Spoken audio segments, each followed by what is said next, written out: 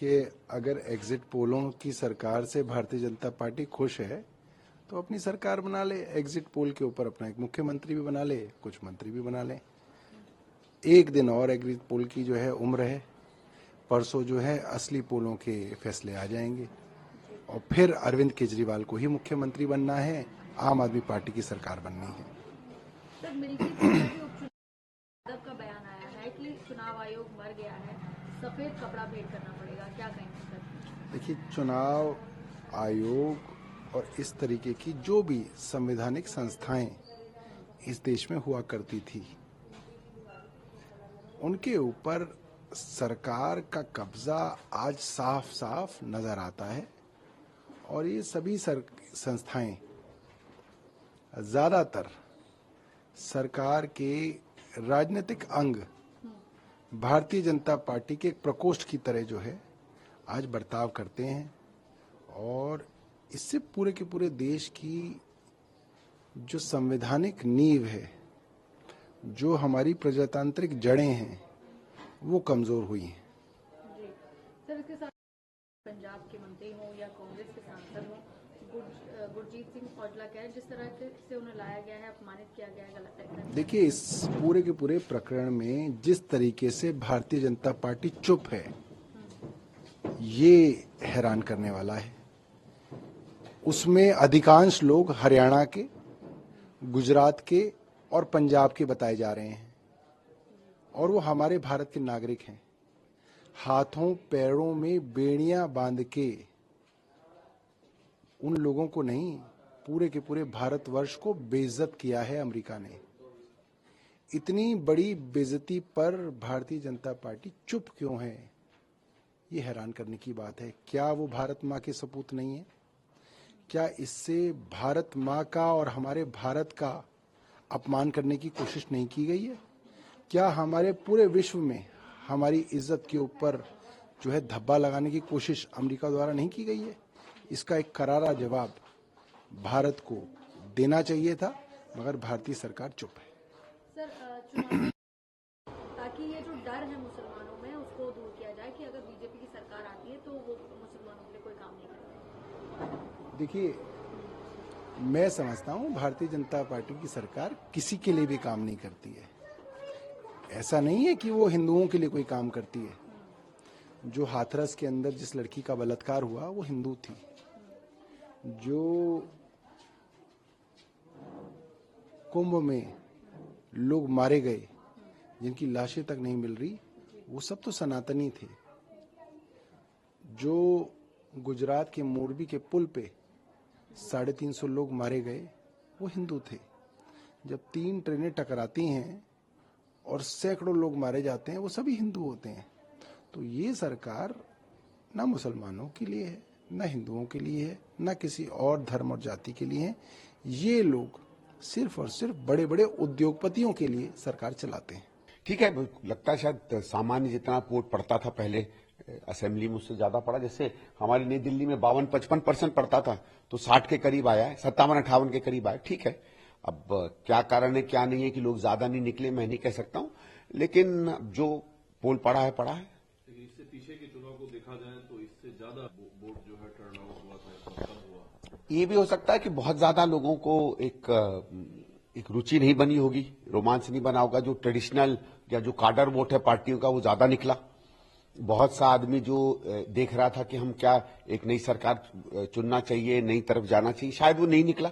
अब मैं तो आंकड़ा नहीं लगा सकता हूं, कह नहीं सकता। लेकिन जो एग्जिट पोल है दिल्ली चुनाव में जीत का अनुमान है।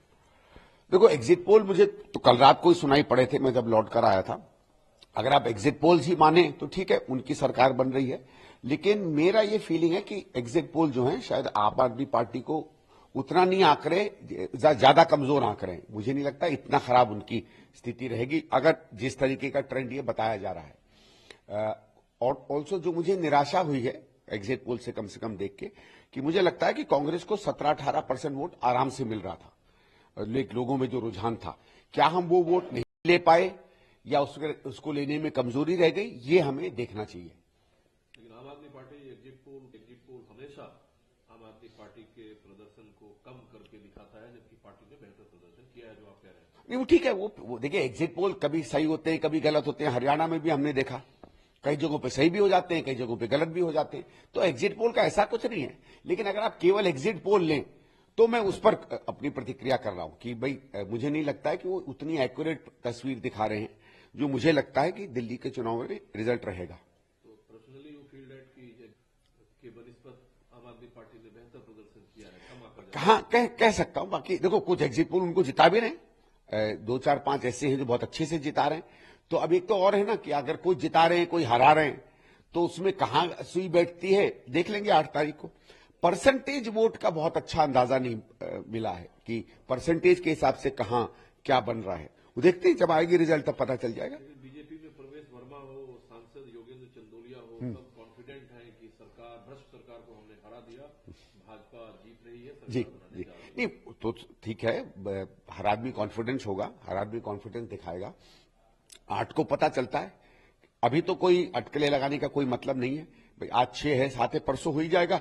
शायद इस समय तक दिल्ली में इतनी बड़ी बड़ी कॉन्स्टिट्यूंसी नहीं है, 10 साढ़े 10 तक पता ही चल जाएगा कौन सरकार बना रहा है। इंडिया गठबंधन के नेता संजय राउत ने कहा अरविंद केजरीवाल के काम दिल्ली विधानसभा उन्हें जीतना चाहिए, जबकि भाजपा ने जनबल और धनबल का पूरा इस्तेमाल किया चुनाव में। ठीक है, संजय राउत साहब को शायद दिल्ली का बहुत ज्ञान नहीं है। धनबल और पैसे का बल कोई आम आदमी पार्टी ने कम नहीं इस्तेमाल किया है। संजय जी की अपनी ओपिनियन होगी। लेकिन अगर दिल्ली में सर रिपीट केजरीवाल साहब होते हैं अगर, तो क्या आप लड़ाई कांग्रेस ने उनके खिलाफ लड़ी जो भाजपा ने लड़ी, दिल्ली में काम का नहीं होना, भ्रष्टाचार का आरोप, उसमें क्या सुधार होगा? नहीं देखो, मैं जो वोटरों से जब बात कर रहा था, बातचीत हो रही थी, तो एक कांग्रेस के प्रति तो लोगों में था, पर जो ये फ्री वाला जो है ये भी एक वर्ग में बहुत स्ट्रांग रहा है। और वहां पिछले 10-12 साल में जैसे मैं जो भी मैंने कहा भी था कि वोटर जो है वो एक नागरिक एक वोटर के रूप में अपने आप को नहीं देख रहा है। एक जिसको कहते हैं ना ट्रांजैक्शनल अंग्रेजी में, उसको ज्यादा देख रहा था कि मुझे क्या मेरी जेब में मिल जाएगा, और उससे किसी कारण से उसको संतुष्टि दिख रही है। उसने ज्यादा विकास ज्यादा काम इस सब में कोई ज्यादा उसको मतलब दिख नहीं रहा था। उसको लग रहा था ठीक है जेब में 1000 2000 3000 आ रहे हैं, उतने में ठीक ठाक हो जाएगा। तो वो एक अगर वो भावना ज्यादा चल गई तो आम आदमी पार्टी को ज्यादा वोट मिलेगा। लेकिन कुछ सीटों पर भी बहुत मजबूती से चुनाव लड़ी है। आप कह रहे हैं कि कांग्रेस को 15 से 18% वोट का अनुमान है, जबकि एग्जिट पोल में कांग्रेस को कम दिखाया जा रहा है। आपको लगता है कि कांग्रेस अभी भी होपफुल है कुछ सीटों पे जहां? देखिए कह सकते हैं भाई, अगर आम आदमी पार्टी कह रही है कि एग्जिट पोल गलत है तो हमारे आंकड़े भी गलत हो सकते हैं। लेकिन इसका अटकलें लगाने का भी कोई बहुत ज्यादा मतलब नहीं है। अगर देखिए कोई एग्जिट पोल अगर आप बहुत अच्छे से करो और उसको बिना किसी फेवर के करो तो सामान्यतः आपको पता चल जाता है कि ब्रॉडली किस तरफ लाइन जा रही है। अब इतने सारे एग्जिट पोल कोई दिल्ली में कर रहा है, क्या कर रहा है, इन संस्थाओं की सही में इन्होंने अच्छी तरीके से किया नहीं, मैं टिप्पणी उन पे नहीं कर रहा हूं, लेकिन मुझे कुछ पता नहीं है संस्थाओं के बारे में। कुछ देखिए नॉन कंपनियां हैं हिंदुस्तान में जो एग्जिट पोल करती हैं और कभी कभी वो लोग ठीक भी रही हैं। आपकी खुद की सीट को लेकर क्या, जैसे आपकी खुद की सीट है, अभिषेक दत्त है, बादली है, नागलोई है, मुस्तफाबाद है जहां कांग्रेस लड़ी है मजबूती से, ओखला है, इन सीटों को लेकर आपकी खुद की सीट को लेकर क्या अनुमान? देखिए मुझे तो अच्छा लग रहा है, वोटर का रिस्पांस बहुत अच्छा था। अब उसने अंदर जाके वोट दिया नहीं दिया वो तो जानेंगे। देखो हुआ क्या, आखिरी 2-3 दिन में जो पैसा बहुत बटा है दोनों पार्टियों से, क्या उसका असर वोटर पे पड़ा या नहीं मैं नहीं कह सकता, बिकॉज कई जगहों पे होता है वोटर पैसा ले लेता। देखिए शुरू में बीजेपी ने बहुत बांटना शुरू किया, आम आदमी पार्टी भी नहीं बांट रही थी, थोड़ा बहुत इधर उधर कर रही थी। आखिरी 3-4 दिन में वो भी वही खेल खेलने लगे जो भारतीय जनता पार्टी हमारे यहाँ खेल खेल रही थी। तो वही मैं कह रहा हूं उसका असर है नहीं है, क्या क्लस्टर्स में उसका असर पड़ा है या थोड़ा सा गरीब वर्ग में, बल्कि मिडिल क्लास वर्ग में भी ये था। लोग मुझसे भी पूछते थे कि भाई आप लोग क्यों कुछ नहीं दे रहे। कभी मुझे बहुत आश्चर्यचकित हुआ कि मिडिल क्लास के लोग भी कभी कभी ये चीजें पूछ रहे थे, पर वो क्या जिज्ञासा में पूछ रहे थे या चाह में पूछ रहे थे ये मैं नहीं कह सकता। एग्जिट पोल एग्जैक्ट पोल में बदलेंगे और दिल्ली की जनता ने माननीय प्रधानमंत्री जी के काम को सम्मान किया है। दिल्ली की जनता व्यवस्था परिवर्तन चाहती थी और उस परिवर्तन के लिए दिल्ली की जनता ने वोट किया है। तो परसों का परिणाम आने दीजिए। सर चुनाव को लेके मैनेजमेंट को लेके तरह तरह के क्वेश्चंस किए जा रहे हैं। अखिलेश यादव ने मिल्कीपुर के चुनाव के लिए हालांकि बोला है, लेकिन इलेक्शन कमीशन को मरा हुआ बोला है और बोला है मैं सफेद कपड़ा गिफ्ट करूंगा। मुझे लगता है ये टिप्पणी गैर जरूरी है। संवैधानिक संस्थाओं पर इस तरह की टिप्पणी वो लोग करते हैं जिनका लोकतंत्र में विश्वास खत्म हो गया। अगर लोकतंत्र में विश्वास खत्म हो गया तो अखिलेश यादव को सफेद कपड़ा देने से पहले खुद स्वयं अपने पद से इस्तीफा देना चाहिए। को आप कैसे देखते हैं, क्योंकि जो एग्जिट पोल आए हैं आम आदमी पार्टी उसे स्वीकार करने के लिए तैयार नहीं है। उनका कहना है कि जो हमारी परफॉर्मेंस है उसको ठीक से एनालाइज नहीं किया गया। देखिए, जो ग्राउंड रिपोर्ट आ रही है, जो कार्यकर्ताओं की रिपोर्ट आ रही है, जो पन्ना प्रमुखों की रिपोर्ट, भारतीय जनता पार्टी के जो पन्ना प्रमुख हैं उनकी रिपोर्ट आ रही है, जो जनता का फीडबैक आ रहा है, उन सबसे ये क्लियर है कि भारतीय जनता पार्टी 50 सीटों से ऊपर निश्चित तौर के ऊपर वापस सत्ता में वापसी कर रही है और डबल इंजन की सरकार केंद्र में मोदी जी और दिल्ली में भारतीय जनता पार्टी का मुख्यमंत्री होगा तो ये डबल विकास होगा, ऐसा लोगों को मन में आया है और इस बार भरपूर भर के वोट दिया है। 60% का रिकॉर्ड जो है, टर्नआउट का जो रिकॉर्ड है वो दर्ज हुआ है। कैसे देखते हैं? इससे पहले जो है 62 गया था, आम आदमी पार्टी पूरी तरह से 1-2% को फर्क नहीं पड़ता, लेकिन लोगों का जो रिस्पांस था, जोश था, अगर भाजपा के टेबल्स का देखा जाए, लोगों का जो फीडबैक आ रहा है उसमें क्लियर कट मैंडेट है कि हम लोग सत्ता में वापसी आ रहे हैं। लोग चाहते हैं कि अब डबल इंजन की सरकार दिल्ली के अंदर लोगों का विकास कर सके, लोगों के लिए काम कर सके, ऐसा लोगों का मन बन चुका था पहले भी, और जो कल अपना वोटिंग हुई है उससे भी प्रतीत होता है कि लोगों के अंदर भर के जोश था। इलेक्शन कमीशन मर चुका है, सफेद कपड़ा में उन्हें गिफ्ट करने जा रहे हैं। कोई नई बात नहीं है। विपक्षी पार्टियां जिस तरीके से संवैधानिक संस्थाओं पर हमले करती हैं, ये हमने देखा है। और अब जब ये चुनाव में हारते हैं तब संवैधानिक संस्थाओं पर हमला करते हैं। अखिलेश यादव का बयान, उसकी जितनी कड़ी आलोचना की जाए उतनी कम है। ये कोई तरीका नहीं है किसी भी राजनीतिक दल का कि वो संवैधानिक संस्थाओं में इस प्रकार के शब्दों का इस्तेमाल करें। तो कल आए हैं, हम तो पिछले 15 दिनों से कह रहे हैं कि दिल्ली में भाजपा की प्रचंड बहुमत की सरकार बन रही है।